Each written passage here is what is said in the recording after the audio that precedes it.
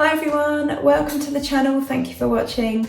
I'm Ren, the Cemetery Witch, and today I wanted to talk about toxic positivity. I've been seeing it around a lot in the sort of witchcraft and pagan and spiritual communities, and I've been the subject of it myself, and I've seen other people be sort of exposed to it, so I thought I would just share some of the inner workings of my brain. So yeah, if you're interested in this subject, then stay tuned.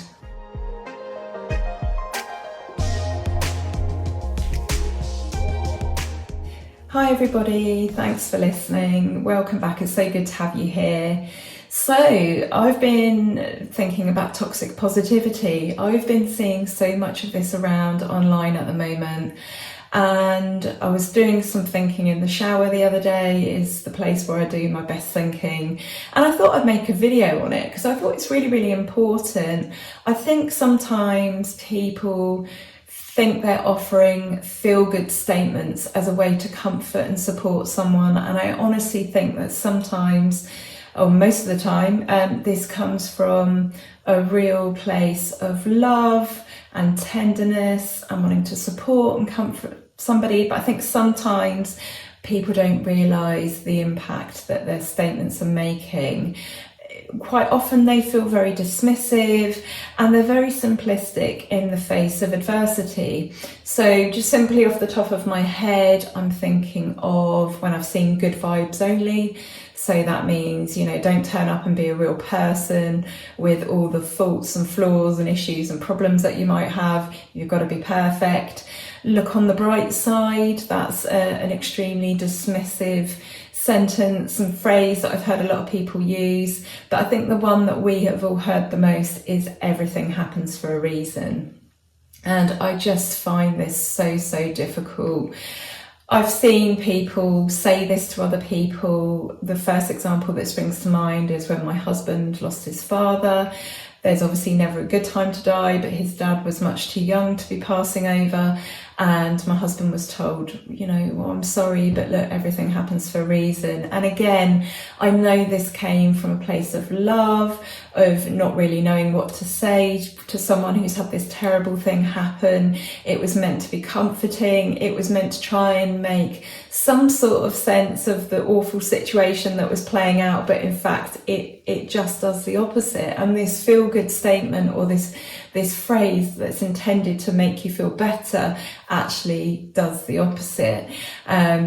And quite simply, the reason, you know, everything happens for a reason. Quite simply, the reason is that sometimes shit things happen to good people, and it's simply no more complicated than that. And yes, obviously, we could get deeper into that. Of course, our challenges, our issues, our obstacles, our experiences, good and bad, help grow us, help develop us, help us change as people, and hopefully become more well-rounded and balanced. But in that moment, we don't need to be hearing that phrase. And the place I want to take this video specifically is about toxic positivity in relation to health, because this is something I'm experiencing at the moment myself. So yeah, everything happens for a reason. Maybe you've said it yourself. I know that when I was younger, I'm sure that I probably said it, and it's only with age and experience and a bit of reflection you realise that that's not actually a very helpful thing to say to someone who's currently facing a crisis, as well meant as it is. The other one that I find a bit difficult is, as one door closes, another one opens. And whilst I find that to be true in many ways, it's a little bit like hearing that, you know, when you've lost your job and you're absolutely devastated and you're in that moment, for someone to say, well, as one door closes, another one opens. Yes, that might be true. It might be true in the bigger picture, but at that moment in time, it is not helpful. And actually, it has the opposite effect of comforting someone. So I've been massively spotting toxic positivity within the spiritual, tarot, witchcraft, druid, pagan communities. Despite some people being, you know, full of life experience and having, you know, really developed spiritually, sometimes they're still saying these things. And the one that I am personally coming up against a lot is in relation to health. So I find there are three things that seem to be the running theme of toxic positivity behind offering words of support and encouragement or not to people with chronic health conditions. And the first one is be more positive, be more happy. The second one is that somehow we're choosing this. Those of us that are faced with challenges are somehow participating in this on a subconscious level. And the third one, which again, I'm going to go through each of these points and break them down. Again, all of these points can be challenged, and I will argue myself for and against, but I want to just give you the overall picture, the subtleties, and how it feels to be on the receiving end. But the third one is that somehow suppressed emotions and trauma are causing the illness. So I'm going to start off with the be more positive or more happy, just having this good mindset, and then that will just, that will fix things, and that is kind of almost like the cause behind the dis-ease. And I absolutely agree in positive thinking. I think you'll find that people with chronic illness are probably the most positive and strong people you will meet. They have to deal with being constantly poked and prodded by strangers, constant failures and disappointing news, and basically not living the life that they would like to. And for me personally, thinking positively, thinking that, it could be worse. I'm here, I'm alive. Yes, I've got all these issues to deal with, but I'm lucky. I've got a home, I've got a partner that supports me, I've got a family that supports me. It could be worse. I could not be here. Growing older is a privilege denied to many. That positivity has been the difference between giving up and not. And if I was to reel off all of the conditions that I have, I've got about 14 or 15 now, because quite often when you have, like, for example, I've got a connective tissue disorder, so that affects every cell in my body, and that causes every cell in everybody's system. So I'm coming from a place where I've had to be very positive, but also when you look at how I am doing, that being positive is the key. Now, don't get me wrong, my illnesses have such a huge impact on my life, and I know that you guys will probably be aware of this because I talk about it frequently. So it gets in the way of me being an employee, or a good employee, or an employee that will fit for someone's company. It affects my ability to be a good mum, a good wife, a good friend. It affects my financial capacity. It affects me in so many different ways. And I am probably so mentally strong that some of the illnesses that I have, I see people with just one of them and they've completely given up. And I'm dealing with like 15 times more. And yes, it does affect my day-to-day life. It has had a huge impact, but I'm still putting one foot in front of the other. So to do that, you have to be very, very mentally positive, robust, strong. Being positive does not have an impact on biological fact. I have a connective tissue disorder. My collagen in my cells is either faulty or damaged, or there's not enough of it, and that impacts my body. There is no amount of positive thinking. And I know there are people that have claimed that they've thought themselves out of cancer and this issue and that issue. I will say that, something like cancer can be very, very obviously extreme to the point where you won't recover from it, but also you can recover from cancer. Some cancers are, do get cured, do go away. My mechanical problems in my body are not going away. And yes, we can argue about the spiritual sort of side of, curing yourself by thinking yourself better. But what I would say to that is, trust me, if you could think yourself better, I would have done so by now 100 times over. And in fact, I have tried to convince myself that, well, maybe it is all in your brain, and I'll just think positively and think positively and think positively, and I'll be doing kind of well anyway. But then I will have an activity, or I'll have a busy couple of days, or something will happen where I am reminded that actually that what I am thinking is complete bollocks, because actually I have got that problem, because then I experience it. So also this idea of like being more positive, well, okay, I'll be the most positive person that I can be, but then it hasn't worked. So there is like, it feels like there's a failure on your part when, people say, well, just be more positive, and you've done that to the nth degree. You've done that a million times over, and then of course it doesn't work. So I'm not saying, with these 3 points that I'm making here within this toxic positivity, I'm not saying that it doesn't have some basis, but it's not as simple as it is often made out to be. And I think it's very, very easy to be spiritual, to think that you have had insight into certain situations. If you're well, you're financially doing okay, so you can invest in your body, and you're just basically one of the lucky ones where, things aren't going wrong and breaking. So I've heard, I think the people who've come at me most with the toxic positivity over health are the people who have been very, very lucky and haven't experienced any issues. And one particular person I'm thinking of has been extremely lucky, like they've got to a ripe old age, and they have been in the minority in that they've never had any physical issues. So it's very easy to say to others, oh, you just need to be more positive. Look at me, I'm the picture of health. You are going to be positive if you are the picture of health. So the second thing is, which really upsets me, is that we're somehow choosing this. That somehow on an energetic level, on a subconscious level, that not even in a way as if to say that, you're doing it for attention, but just somehow deep within, you are choosing this. You're choosing this path.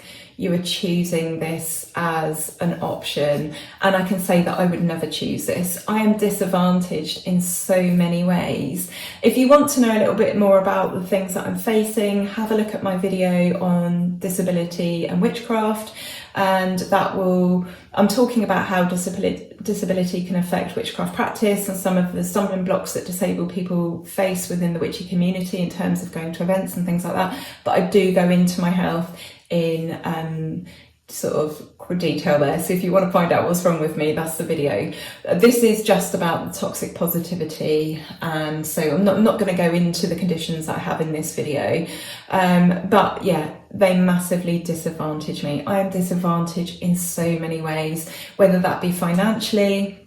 If you're disadvantaged financially, you then don't have opportunities, you don't have fun things to do, you see your friends and family less. I have got so many friends and family that I've not seen for years because I don't have the money or the energy or the ability to travel and see them, and because that will have an impact on the rest of my week. And I do have certain commitments. So my children, for example, I have to save energy to be with them.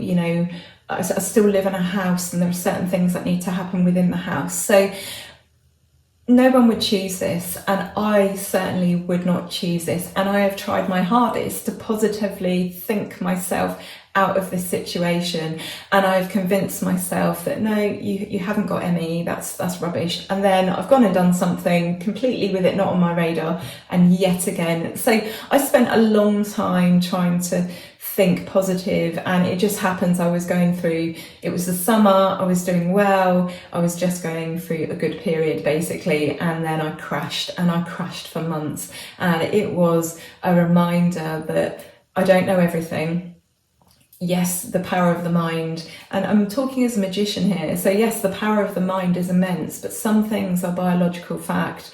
So I don't enjoy the constant interference from strangers, constantly having things done to my body, constantly being touched and poked and prodded in pain. I wouldn't choose this. And I actually said to somebody once, someone said this to me many years ago, someone that was my partner, and they kept relaying this message to me that somehow I was choosing this and I had to think differently, and that, you know, on a subconscious level I was choosing these problems. And I actually said to them, and I kind of regret these words, but I actually said to them, one day someone close to you, and it hurt me because I was their partner, so I you know, that kind of should have counted as me, but I said to them, one day someone close to you will become really, really ill. They'll get cancer or something like that. And that person you'll lose that person, and you'll realise that they didn't choose this, the same as I haven't chosen this. And I felt really, really bad, because not that long after, this person did experience that, and they did experience that loss, and we both grieved that loss, and I felt really bad for my words, but that person just was not understanding, and I suspect that they do now, but that person just wasn't understanding that this is not about PMA, this is not about positive mental attitude, this is not about somehow choosing that as a path for yourself, that actually our bodies are mechanical and it's the luck of the draw, and sometimes our bodies go wrong, and as we get older our bodies don't function as well as they could. And then that takes me on to the next thing that I hear people say, and a lot of people seem to get on board with this, and I'm sure the person leaving the comment feels, you know, they're right in saying this, and you know, I think they feel like they're getting a pat on the back, but they often offer up the idea that illness is suppressed emotions and trauma. And again, I'm not saying that suppressed emotions and trauma don't have a massive impact on your body. Of course they do. If you're carrying around stress and anxiety and depression and worries, and you are keeping it all inside, then obviously it has to manifest somehow and somewhere. I'm a trained holistic therapist. I'm not practicing, as you guys know, because of my health, but I think clean, I eat clean, I drink clean. I don't drink tea, coffee, apart from a herbal on the witching week, once a week, if that. I don't drink alcohol, I don't smoke, I don't do drugs, I take very little in the way of pharmaceutical drugs. I am very, very into holistic health and looking at something as a whole. However, I don't think the person making that comment as a response to someone else without deeply, deeply understanding the picture should do that, because if I would be really hurt if someone said to me, well, this is suppressed emotions and trauma. Yeah, those things aren't going to help any health conditions I've already got. However, again, this doesn't change biological fact. You know, the biological fact is my cells are broken, and as I'm getting older and those cells are disintegrating, like what happens with everybody, I've got a condition called Ehlers-Danlos. It's a connective tissue disorder.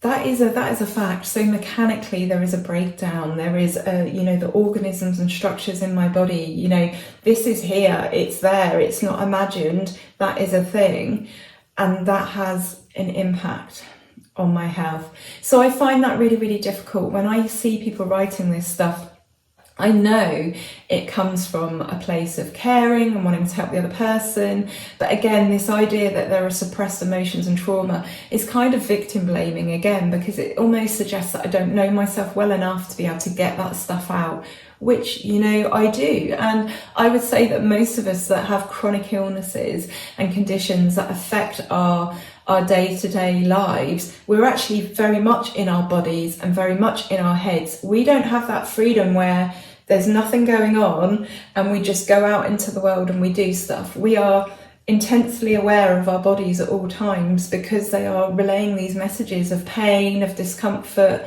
of not working properly, of changing. So, you know, I've got problems that I didn't have when I was younger and I can feel the difference.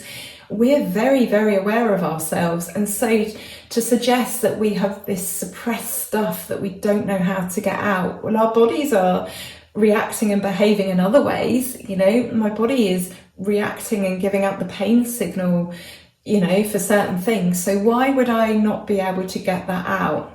And again, that it kind of denies the fact of things, and it kind of places blame on the person who's got the issue.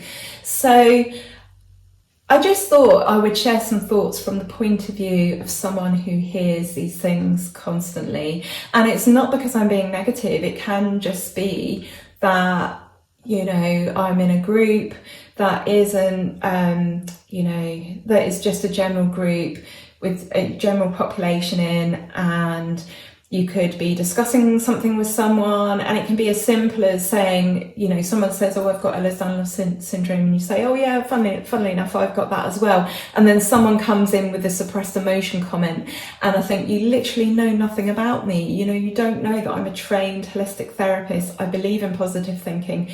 I believe in feeding and nurturing and nourishing our bodies. I believe in exercise and movement, because motion is a potion and stops your brain from shrinking.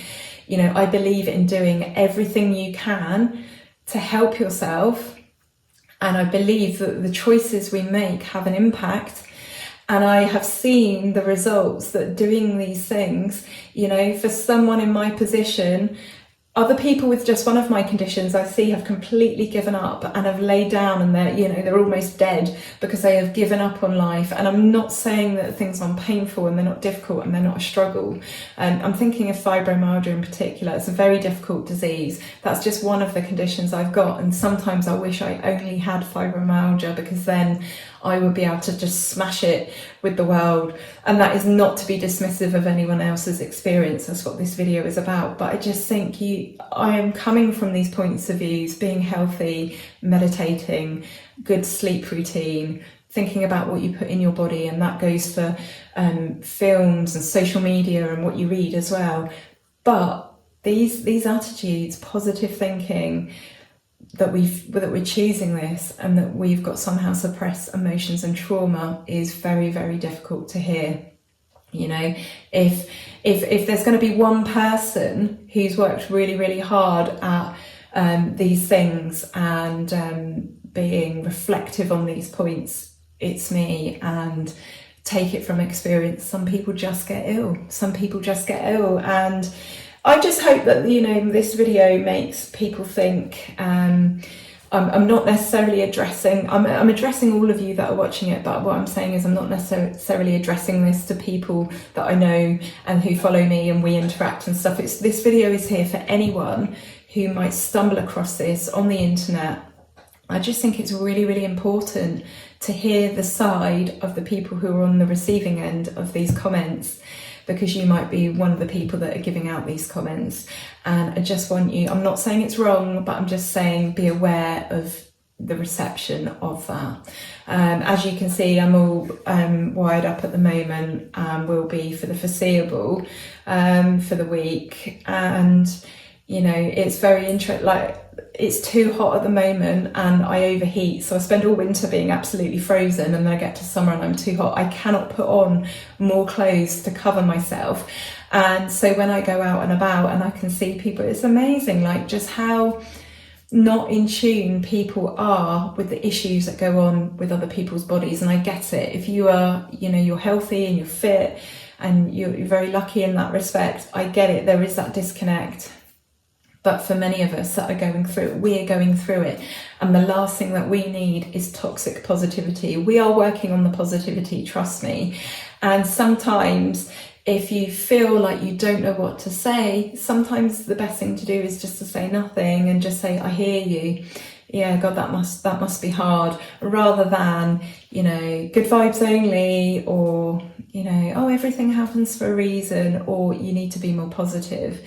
Because I can guarantee there's not many times, I can't think of a single time where I've been negative other than just expressing the facts. And often in, like I said, in relation to someone else, you know, perhaps saying I've got this condition, or, you know, there's very little negativity that comes out from me. And, you know, I have those days where sometimes I just sit down and cry and I let it out. and then it's straight back on it, you know, keep putting one foot in front of the other. So anyway, I hope that didn't turn into too much of a rant. If it did and you're watching it, please don't feel like it's me ranting at you personally. It's just, I think, really important for me to bring awareness to these sorts of situations. And actually, I'm really hyper aware of the fact that I've been talking about my health a lot recently. I didn't do that in the Witching Week. I think that, you know, people don't want to hear it unless they're specifically tuning in for a video like this. And so I'm trying to get the balance right. I realise the balance has been knocked out of kilter a little bit, but that is because I've got so much going on with my body at the moment, and it is a battle. It is a hard battle, and that is why it's not helpful for people to, you know, have their toxic positivity. And I have to say, I haven't experienced any of that on YouTube. Not on YouTube in the slightest. It does tend to be more with friends and family. It does tend to be with the people that you kind of, you know, well, and then they think that they're going to say something positive and uplifting, and it just absolutely has the opposite effect. So anyway, just some food for thought there. And again, check out my video, Disability and Witchcraft. I know that's been a great comfort to those of you who are witches and also have chronic health issues and disability. It's just good to hear that someone else gets it sometimes. And yeah, thanks for watching. If you made it this far, I'm sending so much love to you, all of you. As always, take care of yourselves and each other.